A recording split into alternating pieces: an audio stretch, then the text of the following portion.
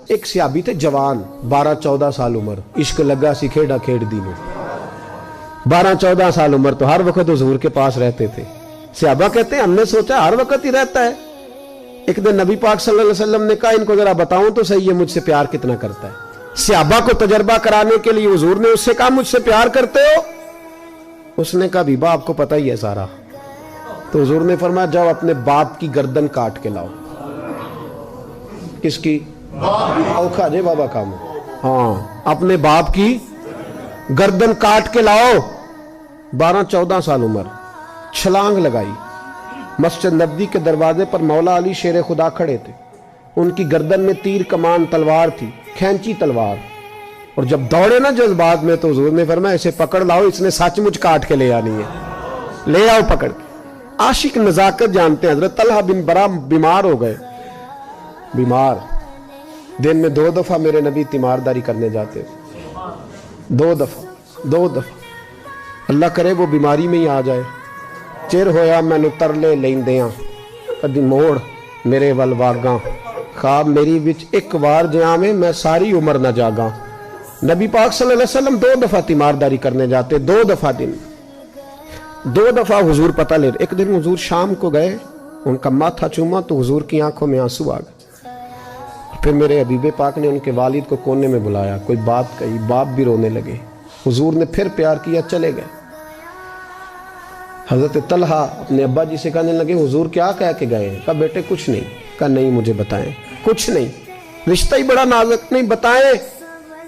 تو باپ نے سر پہ ہاتھ رکھا، کہا حضور کہہ گئے ہیں تو آج شام کو فوت ہو جائے گا، اور جب حضور نے کہا جب اس کا انتقال ہو جائے تو مجھے خبر کرنا۔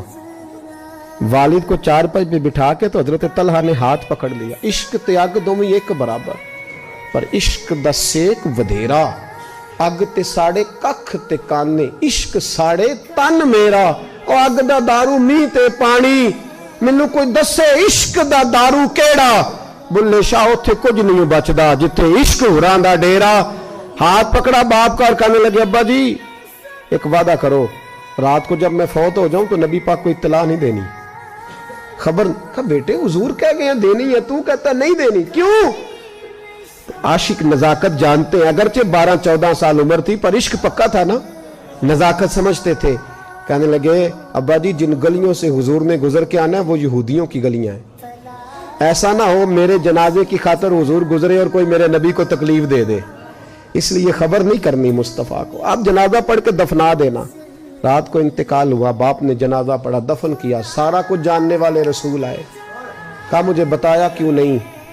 عرض کی محبوبہ، کہتا تھا حضور کو تکلیف نہیں دینی، میری ذات کی خاطر تکلیف نہ دینا، نہ کوئی یہودی تکلیف نہ پہنچا دے، گلیاں یہودیوں کی ہیں، قربان جائیں ساری دنیا روضہ رسول پہ، اور میرے رسول نے فرمایا مجھے بتاؤ اس کی قبر کہاں ہے؟ ساری دنیا روضہ رسول پہ، اور نبی پاک اس غلام کی قبر پہ کھڑے آنسو بہہ رہے ہیں۔ صحابہ کہتے ہیں ہر قبر پہ دعا یہ ہوتی تھی یا اللہ قبر کشادہ کر دے، یا اللہ اس کا حساب آسان کر دے۔ یہاں دعا بھی انوکھی، اس کے لیے دعا بھی انوکھی، رشتہ ہی بڑا نازک ہے۔ میرے نبی پاک نے دعا بڑی انوکھی فرمائی، کہا اے اللہ جب میرے طلحہ کی تیرے ساتھ ملاقات ہو تو ذرا اس سے مسکرا کے ملنا، وہ تیری شان کے لائق ہے، ذرا اس سے مسکرا کے ملنا۔ کہتے ہیں وجد ہو گیا طاری، اس لیے کہ جو رشتہ نبی کا امتی سے ہے اور امت کا رسول سے ہے اس کی نزاکت کو صرف غلام جان سکتے ہیں، غلام جان۔ میں نے پچھلے جمعے بھی کہا تھا، مجھے ایک شخص کہنے لگے آپ بتیاں لگاتے ہیں، جھنڈیاں لگاتے ہیں، میں نے کہا بس نہیں چلتا، ہم تو تارے بھی لگا دیں، ہمیں ہمارا پتہ ہی نہیں۔ میرا دل کرتا ہے گلی گلی پھروں اور یہ نعرہ لگاؤں جان ہے عشق مصطفیٰ، روز فضو کرے خدا، جس کو ہو درد کا مزہ وہ ناز دوا اٹھائے کیوں، اور پھر کے گلی گلی تباہ ٹھوکریں سب کی کھائیں کیوں، اگر دل کو یہ عقل دے خدا تو تیری گلی سے جائیں کیوں۔